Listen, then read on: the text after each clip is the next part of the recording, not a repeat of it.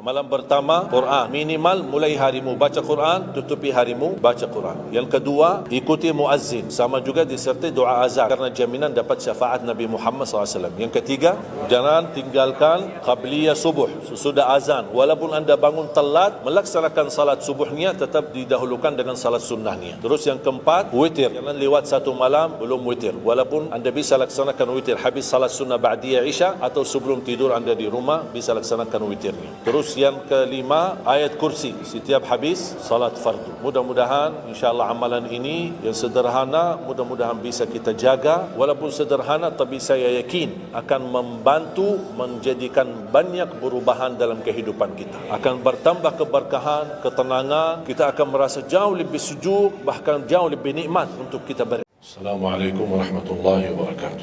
Waalaikumsalam warahmatullahi wabarakatuh. Alhamdulillahi Rabbil Alamin.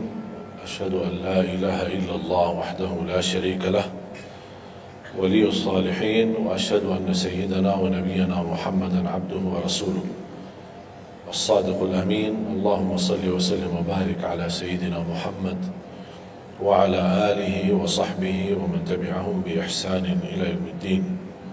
Subhanaka la ilma lana illa ma 'allamtana innaka antal alimul hakim. Para hadirin, kaum muslimin, muslimat, mukminin, mukminat, semoga senantiasa dimuliakan dan diberkahi Allah Subhanahu wa taala. Dalam kesempatan yang singkat ini, saya ingin mengingatkan beberapa amalan. Menurut saya amalan ini rata-rata sudah ditahu oleh orang dan hafal.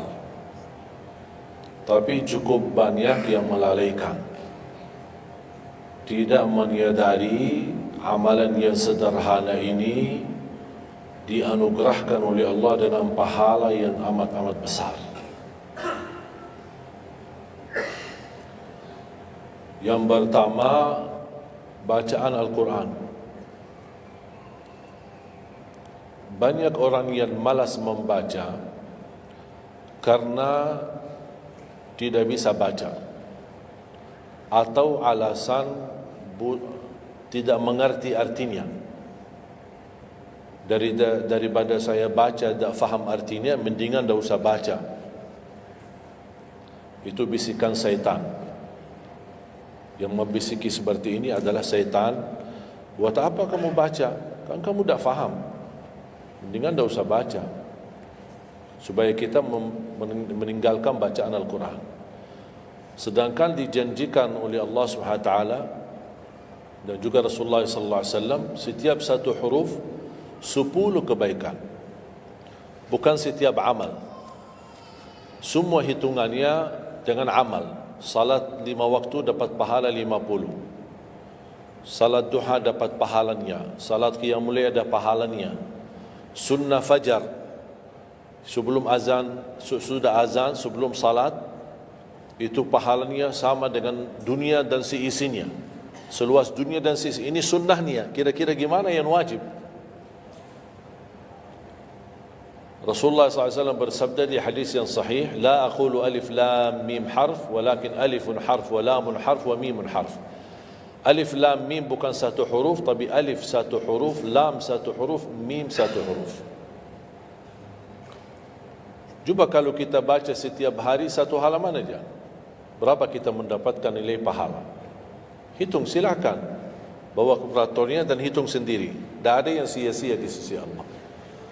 Membaca Al-Quran walaupun tidak memahami isinya, tetap terhitung setiap satu huruf 10 kebaikan. Berarti anda tidak sia-sia membaca Al-Quran walaupun tidak faham. Ada orang membaca tapi berbata-bata. Dia merasa salah bacaannya, keliru. Dia sudah berusaha belajar tapi itu kemampuannya. Didatangi syaitan, dibisikin, salah mulu bacaan kamu, tak benar bacaan kamu, wakaf tidak benar, panjang pendeknya tak benar, apalagi hukum tajwid tak benar. Bisa keliru, bisa dosa. Astagfirullah, dosa ya. Udah, terima kasih syaitan. Malah dia terima kasih lagi sama syaitan.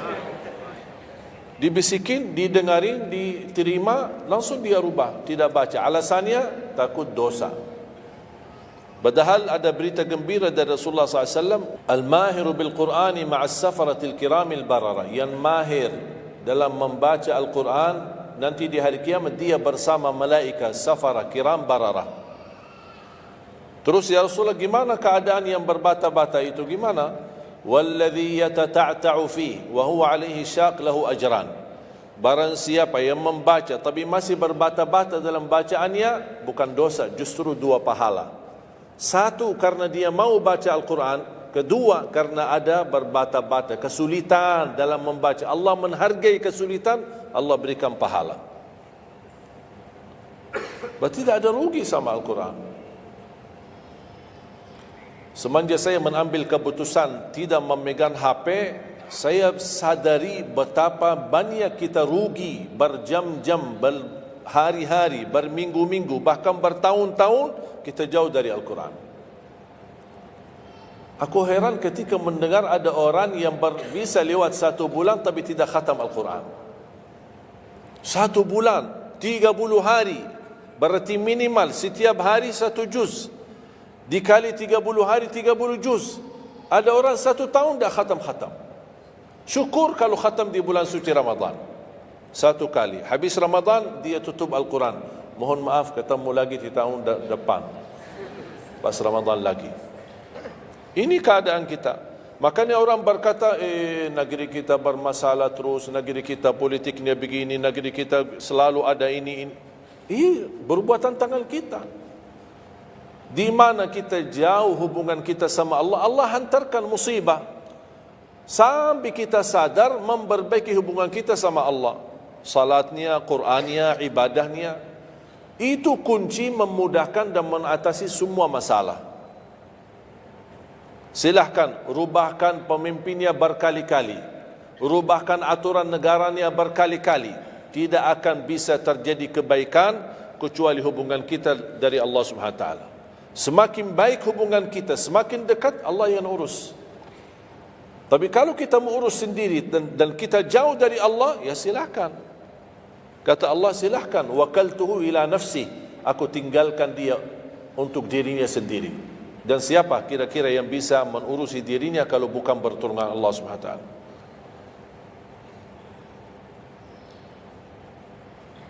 Jangankan bisa khatam Al-Quran dalam 30 hari. Jangan 1 juz dalam 1 hari. 30 hari bisa dikhatam dalam waktu 10 jam. Saya pernah tes, menghitungkan waktu, bawa alarm, membaca dari subuh sampai zuhur. Tiba waktu zuhur, saya stop alarmnya, saya lanjut lagi habis zuhur. Sampai asar, lanjut lagi habis asar, lanjut sampai maghrib. Berapa saya habis khatam 30 juz? Bagi orang yang lancar bacaannya, tidak berbata-bata, bacaannya lancar, hurufnya jelas, tajwidnya bagus, tidak terlalu cepat, standar, sebagaimana bacaan tadi salat Isya, itu namanya standar, hadar, tapi disempurnakan tajwid, tidak boleh cepat dan tidak boleh terlalu lambat. 10 jam mampu khatam 30 juz. Saya punya teman sekolah di Madinah, dia berhasil khatam 30 juz dalam waktu 7 jam 49 menit. Makanya aku heran kalau ada orang berkata 1 bulan, mana bisa ya? Tahu enggak ya, apa yang membuat masalah kita kenapa tidak bisa khatam Al-Quran? Karena suka lihat halaman belakang. Begitu buka baru mulai Al-Baqarah, Alif Lam Mim Dzalikal, buka terus halamannya. Sambil baca kita buka 600 sekian, kapan habisnya? Hudan lil muttaqin, sadaqallahul azim. Sudah langsung sadaqah, karena sudah merasa berat. Dia menghitung halaman belakang sedangkan dia baru aja mulai 1 ayat. Dia langsung sadaqallahul azim. Syaitan tidak mungkin dan tidak senang melihat kita sering membaca Al-Quran. Kalau orang dulu susah baca Al-Quran wajar, karena susah menemukan Quran. Zaman sahabat cari kulit unta untuk tuliskan ayat yang Allah turunkan. Ada potongan ayat di Sayyidina Utsman, ada potongan ayat di Sayyidina Abu Bakar, ada potongan ayat di sana sini. Cuba kumpulkan, susah. Makanya semuanya larinya kepada sahabat yang begitu datangnya wahyu, mereka langsung mendengar dari Rasul, langsung bisa hafal. Seperti Sayyidina Ubay bin Ka'ab radhiyallahu an, Zaid bin Thabit radhiyallahu an, Anas bin Malik radhiyallahu an, Uthman bin Affan. Jadi mereka datangin para penghafal Quran. Dah ada mushaf, dah ada Quran, dah ada HP, bisa download Al-Quran 30 juz. Gimana? Tapi mereka tidak pernah tinggalkan Al-Quran. Bahkan ada di antara sahabat yang setiap malam tahajudnya khatam 30 juz dalam satu tahajud. Cuba bayangkan, kira-kira alasan kita apa? Quran sudah di mana-mana, dalam segala terjemahan, warna-warni, tajwid, semua ada. Yang bagus, yang besar.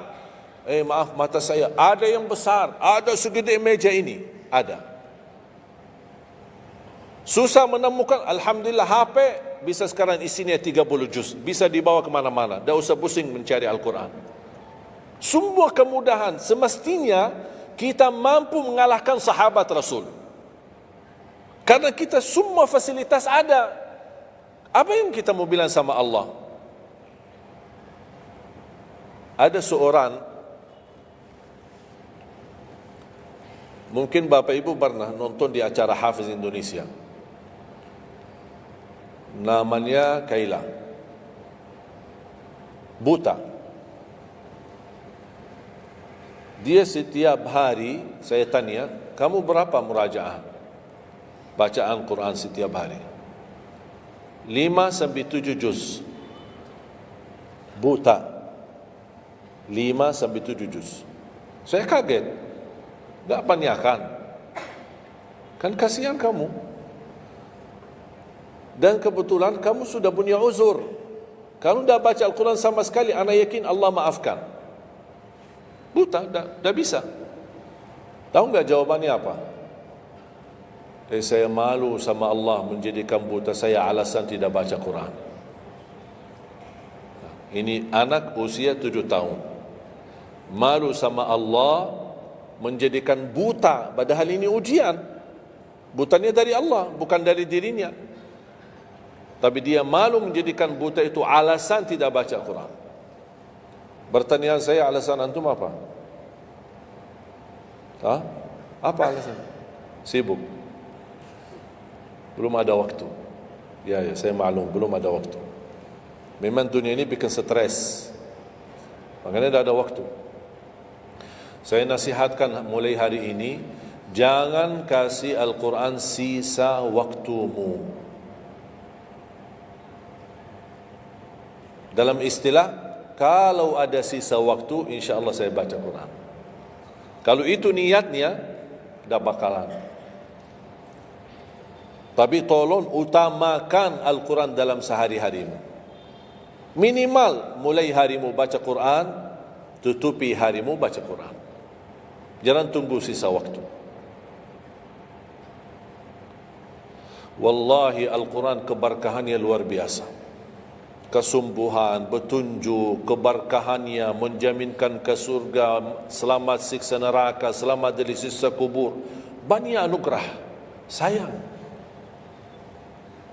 Kadang-kadang kalau kita mendengar ada seorang da'i atau seorang ustaz, materi-materi bukunya bagus, isinya bagus, kita kejar. Di mana buku itu jual?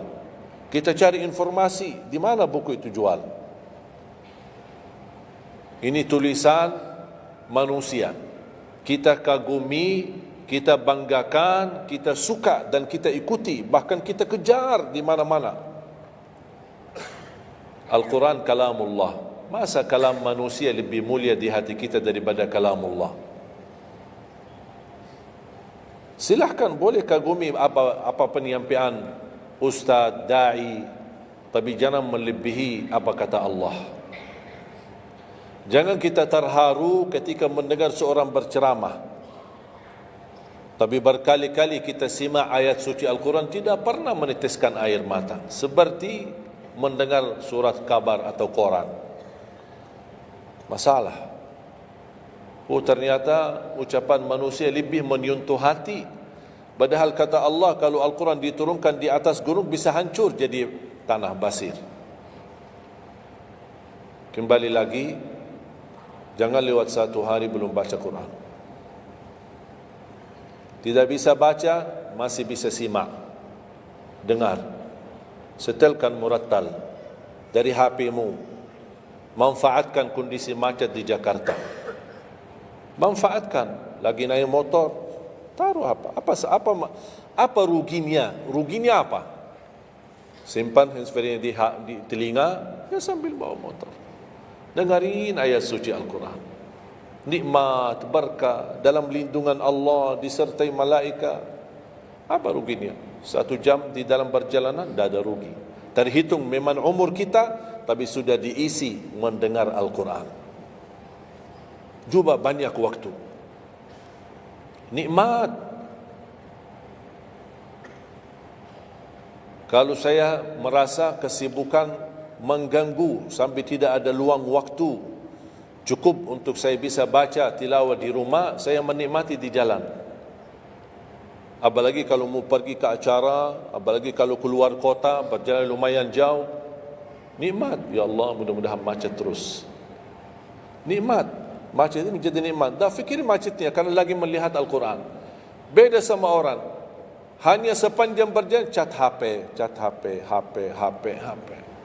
Merasa bosan. Sudah semua chat sudah dilewati, semua SMS sudah dibalas, semua pesan-pesan sudah dibaca. Akhirnya bosan. Macet mulu ini Jakarta. Nanti temannya di sebelah, kalau bukan macet, bukan Jakarta loh. Nah, itu habis waktu, sia-sia. Padahal Al-Quran ini kita baca tidak mesti dalam keadaan wudu. Apalagi kita dalam perjalanan, kita naik motor atau naik mobil kita, bisa dengan handphone kita, HP kita. Ada orang terus, gimana saya membawa Al-Quran terus saya tidak berwudu? Kan kamu menyentuh HP, bukan menyentuh Al-Quran. Bersentuhan dengan HP. Jadi saya harap, sekali lagi mohon dengan sangat, kalau boleh terima permohonan saya, tolong tinggikan perhatianmu kepada Al-Quran. Ingin berkah rezeki, berkah umur, sihat wal afiat, bahagia selamat dunia akhirat, tolong perhatikan Al-Quran. Semakin banyak perhatian kamu kepada Al-Quran, semakin banyak perhatian Allah kepadamu. Terserah kamu milih. Mau dapat perhatian dari Allah cuma 1 jam, ya udah 1 jam aja baca Quran. Mau perhatian dari Allah selalu, udah selalu bersama Al-Quran. Karena ini Al-Quran kalamullah, bukan makhluk, bukan diciptakan, diturunkan. Kalamullah, ucapan Allah Subhanahu wa taala. Masa kita tidak tertarik? Cukup karena ini kalamullah, itu sudah cukup membuat kita tertarik. Masa kalam manusia lebih kita tertarik daripada kalamullah? Belum apalagi dijadikan setiap satu huruf 10 kebaikan.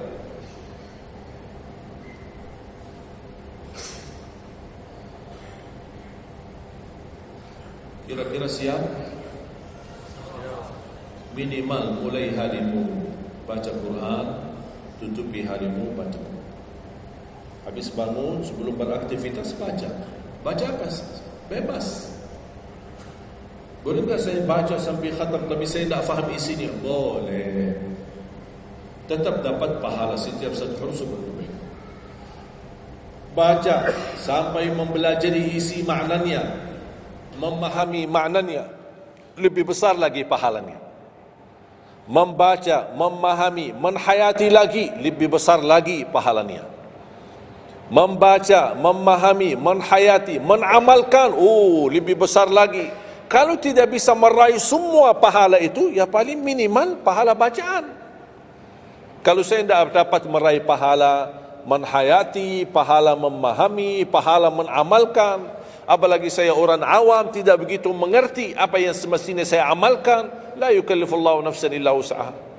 Amalkan sesuai kemampuan. Ada pelajaran ayat yang dibacakan tadi, kita bisa ambil maknanya, kita mengambil kesimpulannya. Jangan kita menjadi seperti golongan yang datang hari kiamat malah minta tolong diselamatkan oleh Allah dari neraka. Kalau di hari kiamat tidak bisa saling menolong, tidak bisa. Sekarang kita masih bisa saling membantu dan saling menolong. Dan di antaranya menolong diri sendiri. Jangan menunggu di hari kiamat. Jangan kita bisa menolong, tolong menolong. Di hari kiamat orang tua tidak bisa menolong anaknya. Anaknya pun larikan diri daripada orang tua.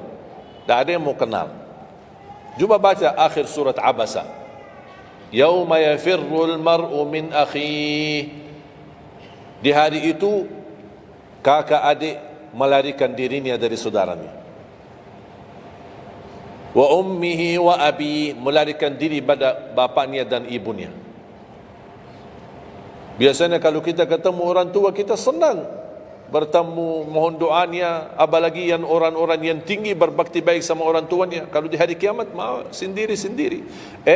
Jangan kita yang melarikan diri sendiri. Para nabi dan rasul semuanya doanya salim salim, ya Allah selamatkan, ya Allah selamatkan.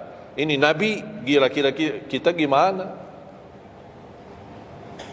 Yauma yafirrul mar'u min akhihi wa ummihi wa abihi wa sahibatihi wa bani. Sampai dari istrinya pun dia melarikan diri. Mohon maaf sendiri-sendiri, saya tidak bisa tolong kamu. Jangankan kita sama istri kita atau sama anak-anak kita. Rasulullah sallallahu alaihi wasallam pernah berkata sama Siti Fatimah, anaknya Nabi Muhammad, "Ittaqillah fa inni wallahi la ughni anki min Allah syai'a." Hei anakku Fatimah, bertakwalah kepada Allah karena aku tidak bisa membantu kamu nanti di kemudian hari. Sendiri-sendiri, salim salim, selamatkan ya Allah. Ini kesempatan. Sebelum kita menjadi na'udzubillah salah alamat daripada ke surga menjadi ke neraka, kita sekarang perbaiki kemana arahan kita, kemana jalan kita. Kita yang milih, tidak ada yang memaksa. Taat, Allah hanya menyuruh kita taat, tapi Allah tidak pernah maksa. Kira-kira kalau tidak salat dapat pukulan? Dapat pukulan? Ada yang memukul kita? Ada yang melemparkan kita dalam batu sampai bata kepala kita? Ada? Tidak ada. Taat, Allah menyuruh taat, tapi Allah tidak pernah maksa. Sama juga syaitan, menyuruh kita dosa maksiat, tapi syaitan tidak pernah maksa kita. Sebagaimana ayat tadi dibacakan, ayat surah Ibrahim ayat 22, syaitan berkata, aku tidak punya kuasa di atas kalian, tapi aku hanya menyuruh kalian terlalu cepat taati. Kata syaitan, terlalu cepat respon, aku hanya menyuruh. Da'autukum fastajabtum li. Makanya sekarang jangan melialahkan, saya tidak bisa bantu kalian dan kalian pun tidak bisa bantu aku. Kita dua-duanya dijerumuskan dalam neraka, na'udzubillah min dzalik. Oleh karena itu jemaah sekalian, kesempatan mumpun masih kita umur, masih punya kesehatan, manfaatkan. Karena akan datang satu saat, sekarang bukan masalah umur, masalah sehat. Tiba-tiba bisa sakit, virus di mana-mana. Kemarin saya punya saudara saya baik-baik aja, tidur bangun sakit, sampai matanya, mukanya macam sakit. Tiba-tiba tak bisa berbicara baik-baik, tak bisa baca Al-Quran dengan baik, tak bisa salat dengan baik. Ini kan mengganggu. Makanya Rasul mengingatkan, ketika anda sehat dan masih punya umur, jangan sia-siakan, karena akan datang satu saat anda tidak sehat dan tidak bisa maksimal ibadah. Selama anda masih bisa dan mampu maksimal ibadah, manfaatkan, jangan dirugikan. Akan datang satu saat anda tidak bisa. Saat anda berdiri, manfaatkan salatmu saat berdiri. Besok akan datang satu saat anda tidak bisa berdiri. Bahkan ada orang yang ingin sekali sujud, tapi dia bisa karena sakit lutut. Dia tidak bisa lipatkan kakinya, tidak bisa sujud. Betapa banyak orang yang merugi ketika dia sehat, dia tidak memanfaatkan dan menikmati ibadahnya. Yang kedua, doa azan. Setiap hari kita mendengar azan 5 kali. Sayang sekali banyak yang sibuk dengan handphonenya. Azan ini panggilan Allah.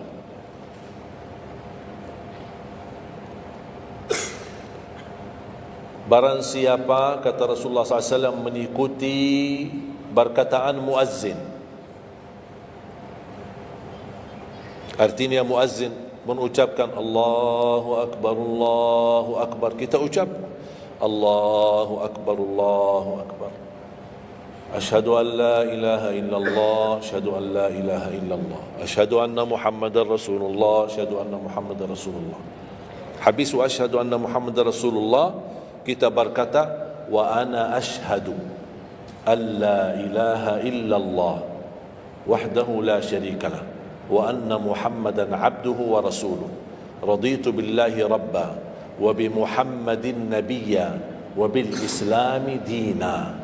Sebagaimana diriwayatkan Imam Muslim.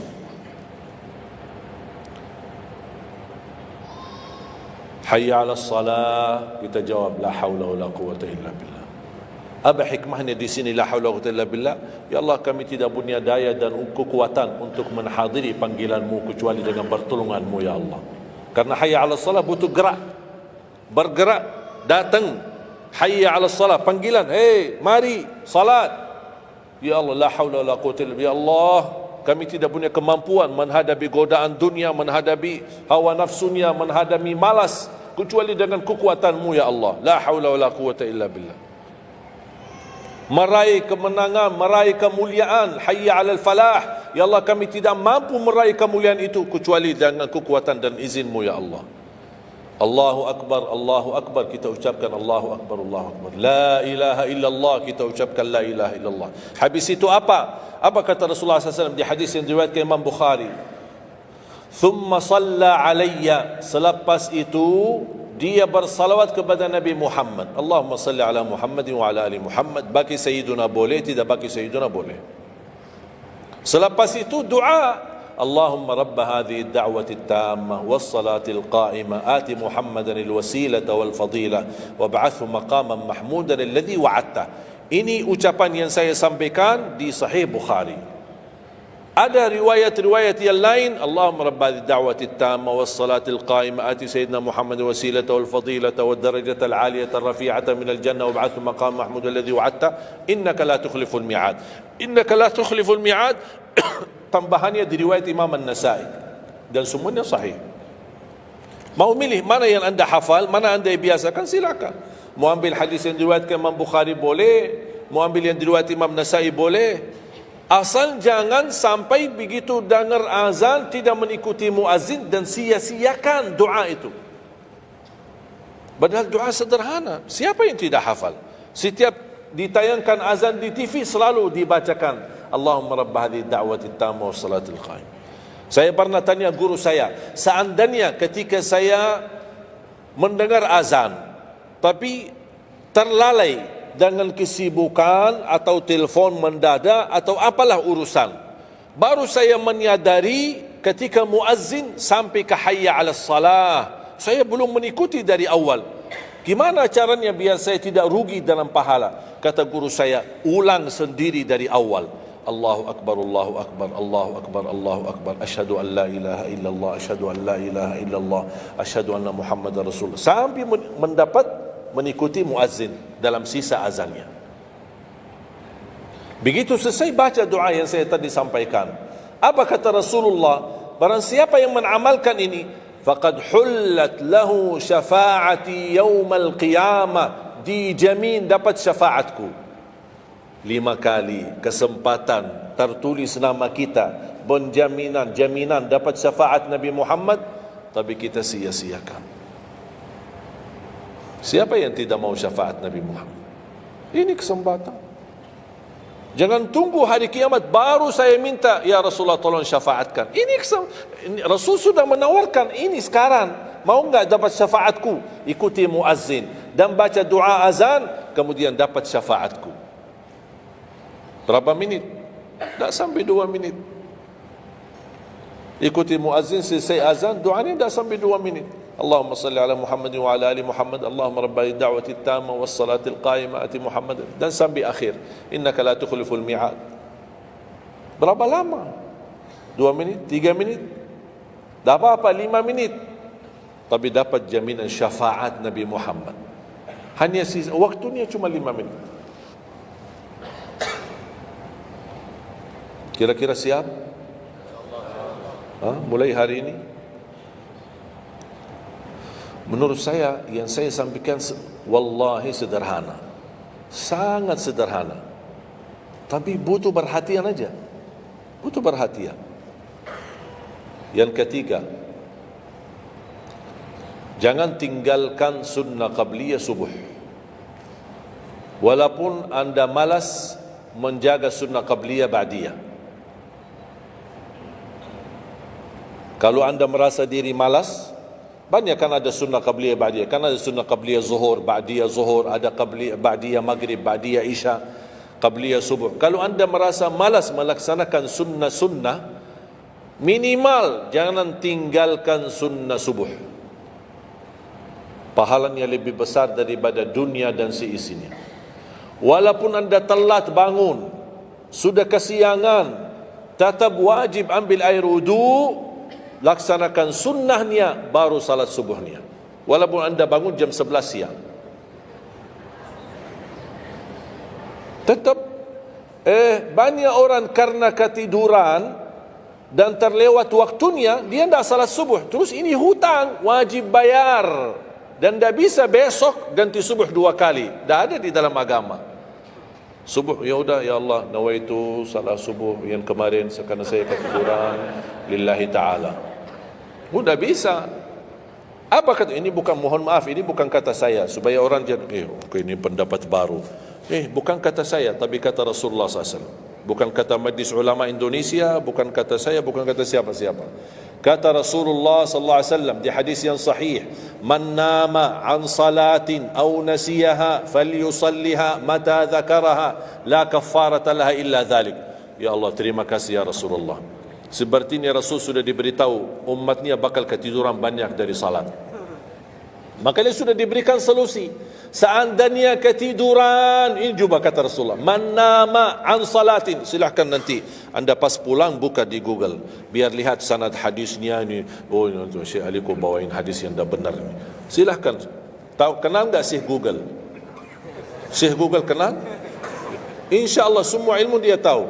Tinggal masukin aja. Barang siapa yang ketiduran dari salat, hadis, terus klik, dia keluar. Semua dasarnya apa itu dijelaskan. Semua. Mu bahasa Arab ada, mu bahasa Indonesia ada, mu bahasa Inggris pun ada. Syekh Google hebat.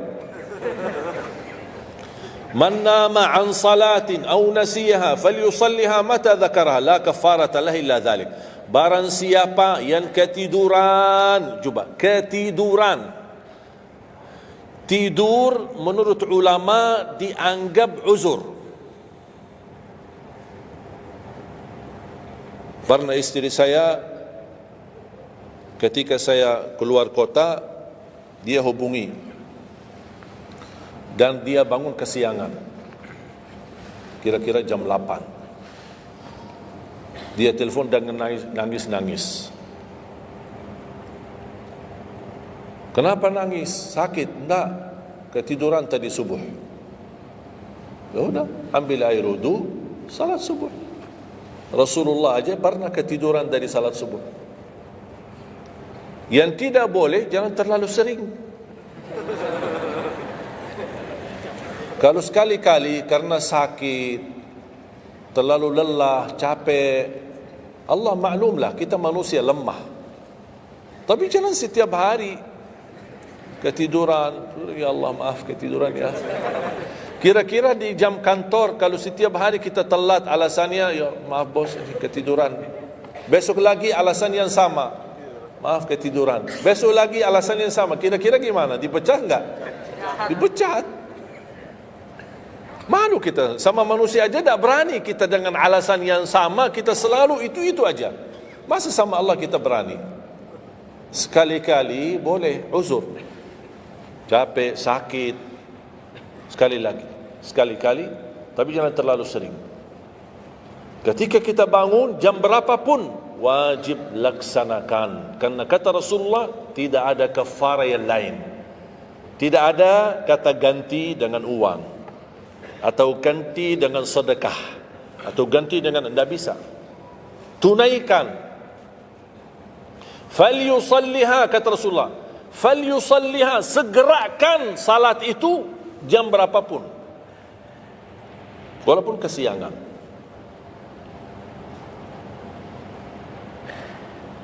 Jelas? Sering ya ketiduran ya? Saya juga berapa kali ketiduran. Bukan berarti saya tidak pernah ketiduran, berapa kali. Bisa ada orang habis tahajud, terlalu lelah, capek, dia mau hanya istirahat saja di atas sajadahnya. Pas bangun sudah jam 7. Padahal Masya Allah tahajud. Semangatnya tahajud tapi ketiduran salat subuh. Makanya ini harus disesuaikan kemampuan. Anda merasa diri kalau salat tahajud 8 rakaat, bangun jam 2, ya Allah kuat, tidak kuat ini. Kembali kepada kemampuan. Tahajud tidak harus 8 rakaat. Tahajud tidak harus 20. 2 rakaat, tutup witir sudah tahajud. Dan tahajud pun salat malam tidak harus tidur dulu. Ada orang, harus tidur, walaupun tutup mata sebentar terus buka lagi. Ini ilmu baru di Indonesia ini. Saya pernah share satu video, ada satu komen dari jamaah, enggak, saya belajar harus tidur dulu, walaupun tutup mata sebentar terus buka lagi. Kembali kepada kemampuan. Ada yang biasa tidur, bangun tengah malam, sepertiga akhir, itu lebih afdal. Tapi ada yang tahu dirinya, kalau saya tidur mana bisa bangun. Udah, mendingan daripada tidak ada tahajud malam itu, mendingan kita salat. Dan ini bukan kata saya, dan bukan kata ulama, tapi kata Rasulullah sallallahu alaihi wasallam. Sebagaimana di hadis yang sahih kata Abu Hurairah radhiyallahu an, pernah Rasulullah menwasiatkan aku jaga witir sebelum tidur. Berarti Rasul mengizinkan kita melaksanakan ibadah salat malam, di antaranya witir sebelum tidur. Umar bin Khattab radhiyallahu anhu punya kebiasaan witir sebelum tidur. Ditanya, kenapa witir sebelum tidur? Dia kata, saya takut meninggal dunia dalam keadaan tidur, belum tertulis nama saya sebagai ahli witir. Saya punya kebiasaan, habis pulang ke rumah, sebelum tidur ambil air wudu, salat 2 rakaat sunnah wudu, kemudian salat 2 rakaat muqaddimah witir, kemudian 1 rakaat witir, baru saya tidur. Kalau dapat bangun lagi, alhamdulillah bisa tahajud, tapi tidak boleh witir lagi karena sudah witir duluan. Sudah faham? Sederhana enggak Islam ini? Sederhana. Banyak orang yang berkeinginan tahajud, berkeinginan satu witir, tapi kan harus tidur. Saya orang yang berat tidur. Kalau saya tidur mana bangun lagi? Udah, kesempatan bisa Anda laksanakan sebelum tidur. Ada orang yang memang tidurnya aja akhir, jam 12, jam 1 baru dia bisa tidur. Ya mendingan daripada tidak salat malam sama sekali, mendingan salat dulu baru tidur. Dapat bangun, alhamdulillah. Tidak dapat bangun, sudah tertulis namamu, sudah salat, sudah ahli witir. Inna Allaha witir, yuhibbul witir, fa'autiru. Allah maha witir, Allah maha witir, Allah cinta witir, jagalah witir. Dan ini termasuk 2 sunnah yang Rasul tidak pernah tinggalkan, sunnah subuh sama sunnah witir. Sakit, sehat, mukim, di dalam kota, musafir, keluar kota, perang, aman, damai, tetap tidak pernah tinggalkan 2 sunnah itu. Sunnah subuh sama sunnah witir. Itu kebiasaan Rasulullah SAW. Kalau anda merasa pun sakit, tidak bisa berdiri, tidak bisa qiyam, bisa anda laksanakan witir dalam kondisi duduk. Yang terakhir, ayat Al-Kursi.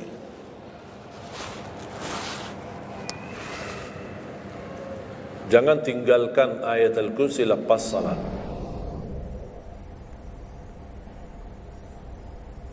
Jangan tinggalkan ayat kursi lepas salat. Salat wajib. Sama ketika mau tidur. Cuma satu ayat. Tapi tahu nggak pahalanya apa? Kan habis salat kan ada zikir-zikir kan? Istighfar, tasbih dan yang lain-lain. Di antaranya baca ayat kursi. Tahu nggak pahalanya apa? Ada yang pernah baca pahalanya apa?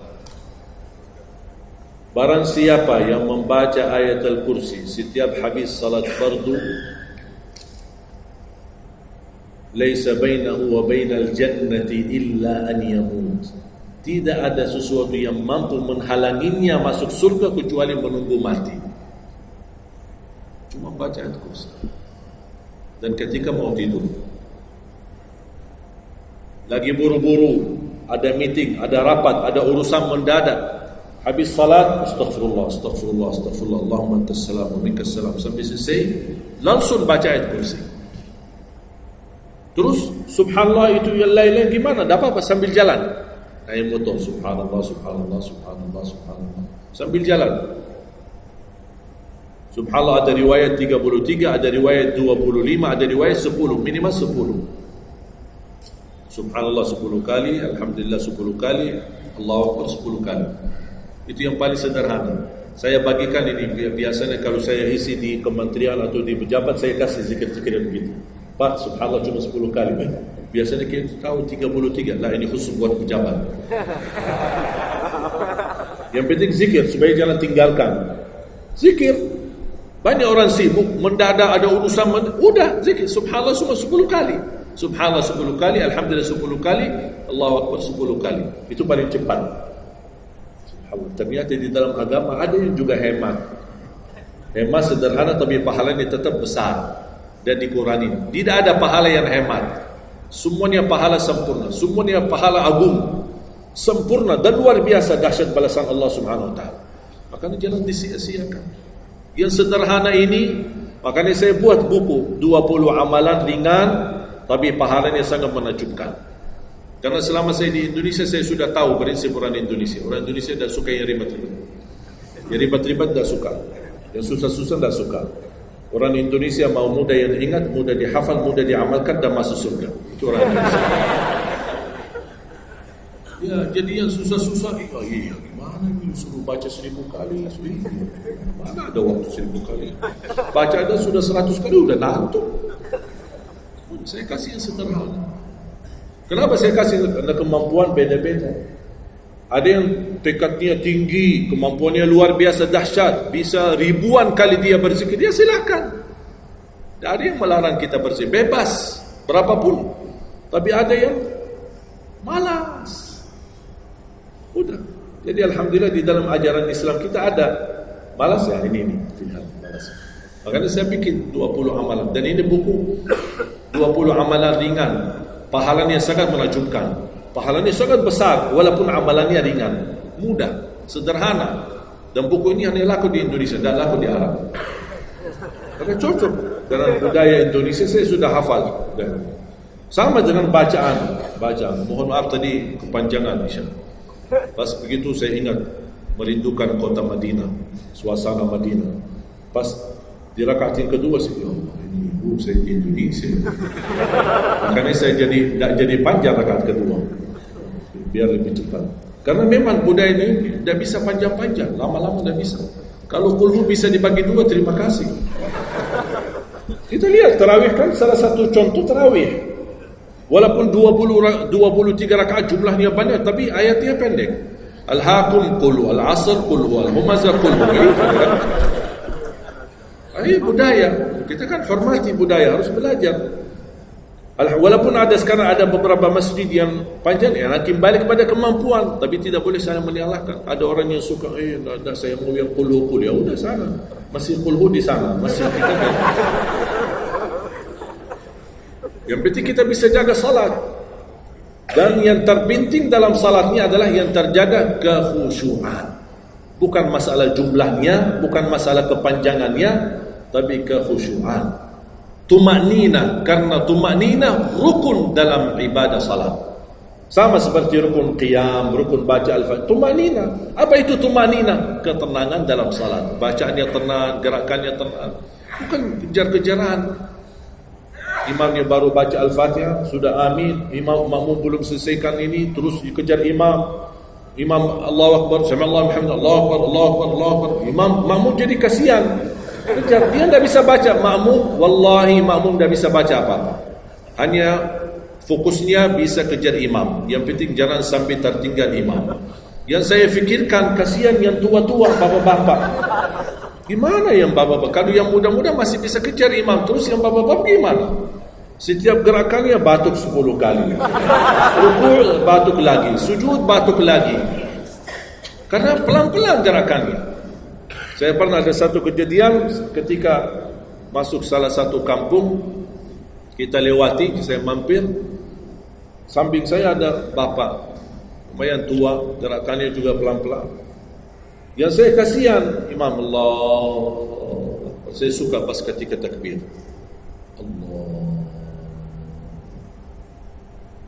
Bismillahirrahmanirrahim. Alhamdulillahirrahmanirrahim. Astagfirullahaladzim. Barusan enak, takbirnya enak. Bacanya kenapa enggak? Ini pelan-pelan aja. Santai aja, santai. Walaupun baca satu ayat dua, bukan masalah berapa banyak bacaannya. Yang penting kekhusyuan, tumanina, karena rukun tumanina. Allahu Akbar, sami'allahu hamdah. Saya lihat bapak ini sebelah saya. Saya masih bisa kejar imam. Bapak ini dah kejar-kejar. Imam sudah rukuk, bapak belum rukuk. Begitu imam sami'allahu hamdah, bapak dah jadi rukuk, diikut sami'allahu hamdah. Astagfirullahalazim. Pas sujud, kita sudah sujud 2 kali. Bapak kan pelan-pelan sambil batuk. Terus dia turun sujud. Pas dalam kondisi sujud, kita sudah berdiri. Bapak kan baru dia turun, dia berdiri lagi. Astagfirullahaladzim. Pas di rakaat yang kedua, saya megang tangannya. Pak, kita pulang aja deh. Biar bapak salat di rumah. Kasihan bapak tidak bisa salat, tidak bisa ruku, tidak bisa sujud, tidak bisa apa-apa. Makanya tumanina bukan wajib, bukan sunnah, tapi rukun dalam salat. Dan tidak sah, walaupun salat sunnah, tidak sah salatnya seorang kalau dia tidak membawa tumanina. Tidak sah. Disiarkan, di-sharekan, diviralkan, dia bilang ada 23 rakaat 7 menit. Menurut saya tidak usah panjang lebar dibahas. Tidak sah, sudah selesai. Karena meninggalkan, sama dengan orang salat tapi tidak baca Al-Fatihah. Kira-kira sah tidak? Tidak sah. Gimana kira-kira bacaan Al-Fatihah? Oleh karena itu jemaah sekalian, mari kita sama-sama. Apalagi tidak lama lagi kita menyambut bulan suci Ramadan. Saya harap kita mencintai budaya kita, mencintai negeri kita, tapi harus hal yang perlu diluruskan, harus diluruskan. Apalagi yang terkait ibadah salat, tarawih. Tidak masalah masjid 11 rakaat, ada masjid 23 rakaat, jangan ribut. Tidak masalah. Yang mau 11 silakan, yang mau 23 silakan. Yang penting kita bisa melaksanakan salat dengan baik. Apalagi alhamdulillah sudah sekarang muncul banyak para imam-imam, pemuda-pemuda yang bacaannya merdu, yang bacaannya indah. Kita bisa menikmati suasana bulan suci Ramadan. Bacaannya tidak mesti panjang-panjang.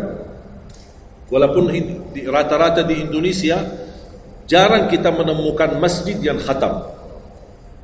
Dulu saya ingat waktu saya masih di Lombok, kita ingat salat tarawih khatam 30 juz dan salat tahajud di 10 malam terakhir khatam lagi 30 juz. 2 kali kita khatam dalam 1 bulan Ramadan. Tapi ini karena permintaan dari lingkungan dan jamaah. Kalau tidak ada permintaan susah. Apalagi orang baru datang. Saya sering memperhatikan orang baru datang kayaknya salah masuk masjid. Pas begitu melihat imamnya kepanjangan, masjid apaan? Mundur ke belakang. Bahkan saya pas ketika lihat ada makmum mundur, saya baru masuk. Bapak mau kemana? Mau ambil wudu lagi. Pas habis salat saya tarik kanan kiri, tidak ada. Ternyata ambil wudu di rumahnya. Jadi karena tidak semua bisa, makanya tidak boleh kita saling menyalahkan. Tapi kita harus saling mengingatkan. Saling mengingatkan. Mari kita sama-sama menjaga ibadah yang benar. Mari kita sama-sama menjaga ibadah yang khusyuk, ibadah yang tumaknina. Mudah-mudahan amalan-amalan yang saya sampaikan tadi Mudah-mudahan bisa diingat, bisa dihafal dan mudah diamalkan. Masih ingat kan? Atau perlu saya ulang? Amalan pertama, Quran. Minimal mulai harimu baca Quran, tutupi harimu baca Quran. Yang kedua, ikuti muazzin. Sama juga disertai doa azan, karena jaminan dapat syafaat Nabi Muhammad SAW. Yang ketiga, jangan tinggalkan qabliyah subuh sesudah azan. Walaupun anda bangun telat, melaksanakan salat subuhnya tetap didahulukan dengan salat sunnahnya. Terus yang keempat, witir. Witir, jangan lewat satu malam belum witir. Walaupun anda bisa laksanakan witir habis salat sunnah ba'diyah isya, atau sebelum tidur anda di rumah bisa laksanakan witirnya. Terus yang kelima, yang keenam, ayat kursi setiap habis salat fardu.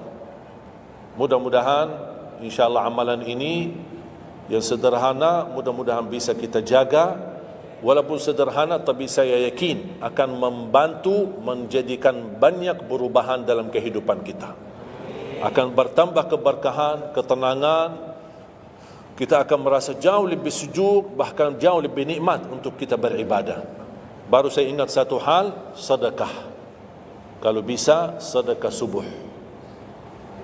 Pengalaman saya, dari semua pelajaran yang saya pelajari, saya menemukan sedekah semua waktu baik.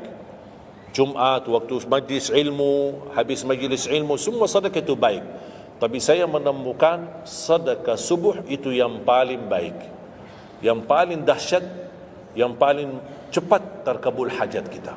Kenapa sedekah subuh dahsyat? Karena setiap waktu subuh Allah turunkan malaikat, tugasnya cuma satu, mendoakan orang yang berinfak di subuh hari. Tidak usah payah dan susah cari orang miskin di subuh hari.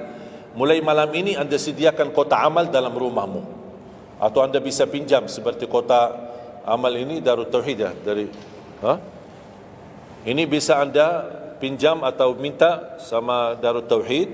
Anda bisa simpan di rumah. Setiap habis subuh sebelum beraktivitas isi sedekah.